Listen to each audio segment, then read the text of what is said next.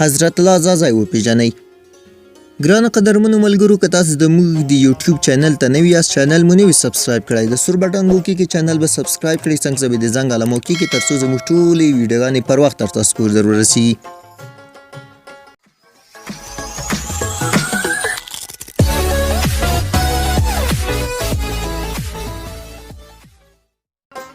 حضرت الله ځای د افغانستان کرکټ ملي لوبډلې پیاوړی تیز چاپلاسی توپوهونکی دی چې په 1998 میلادي کال کې د مارچ میاشتې په 23مه نیټه په پکتیا ولایت کې زیږېدلی. حضرت الله د افغان ملي لوبډلې سره په 2014 میلادي کال کې یو ځای شو. حضرت الله ځای د نړۍ په کچه شپږم لوبغاړی دی چې یو اور کې شپږیز ریکارډ جوړ کړی. هغه خپله لومړنۍ نړیواله لوبه په 2013 میلادي کال کې د ایرلینډ کرکټ ملي لوبډلې په وړاندې ترسره کړه. یاده لوبه یو ورځنۍ لوبه وه چې حضرت الله ځدي پکې ښه توپوهنه ترسره نه کړه. یاد لوبغاړي پکې 14 منډې جوړې کړې او هغه لوبه افغانستان کرکټ ملي ټیم په 29 منډو وګټله. شلوریزې لوبې حضرت الله ځدي د شلوریزو لوبو یو ډیر پیاوړی او تیز توپوهونکی دی چې هر وخت خپل ټیم لپاره ښه توپوهنه ترسره کړې ده. ځدي تر اوسه پورې 15 شلوریزې لوبې ترسره کړې دي چې په دې 15 شلوریزو لوبو کې 570 منډې جوړې کړې دي. په یوه لوبه کې ښه توپوهنه 162 منډې وې. یاد لوبغاړي د 162 منډې په 2019 میلادي کال کې د ایرلینډ ملي لوبډلې په وړاندې ترسره کړې. په همهغه لوبه کې لومړی توپوهنه د افغانستان کرکټ ملي لوبډلې ترسره کړه چې په ټاکلو 20 اورونو کې د 3 لوبغاړو په سوځېدو سره ایرلینډ ته 288 منډې سرحده وټاکه.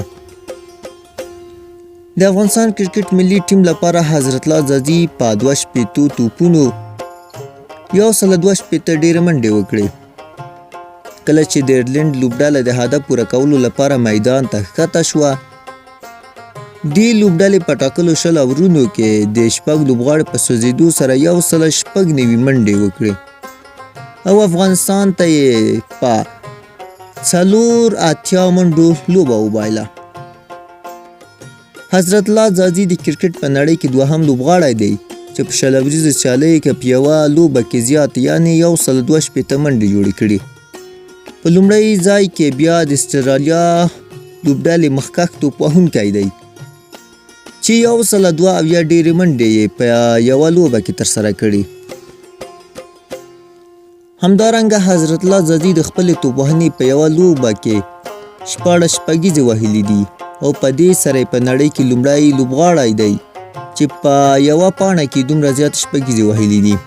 دا ریکارډ اوس د حضرت الله ځدي په نوم دی او تر اوسه کوم لوبغاړی نه دی توانېدلی چې د شلوریزو سیالیو په یوه پاڼه کې دومره زیات شپږیزې ووهي. د دې ترڅنګ حضرت الله ځدي دوهم افغان لوبغاړی دی چې په نړیوالو شلوریزو سیالیو کې سلیزه لري، خو په عموما کې لومړی افغان لوبغاړی دی چې 150 منډې لري.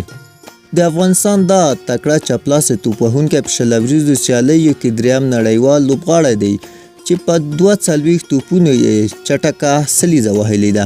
د دې ترڅنګ په شلوریزو لوبو کې تر ټولو ښه ملګرتیا د عثمان غني او حضرت الله ځدي ترمنځ وه چې په هغه لوبه کې په دواړو سره 216 منډې جوړې کړې او په شلوریزو لوبو کې د یو لوبډلې لخوا ډېرې شپږیزې په هغه لوبه کې افغانستان لوبډلې 2 شپږیزې ترسره کړې.